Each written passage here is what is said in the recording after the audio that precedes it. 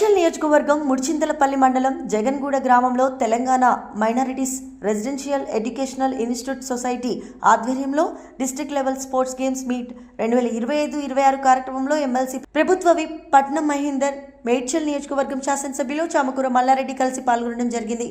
విద్యార్థులతో కలిసి కాసేపు స్పోర్ట్స్ ఆడడం జరిగింది.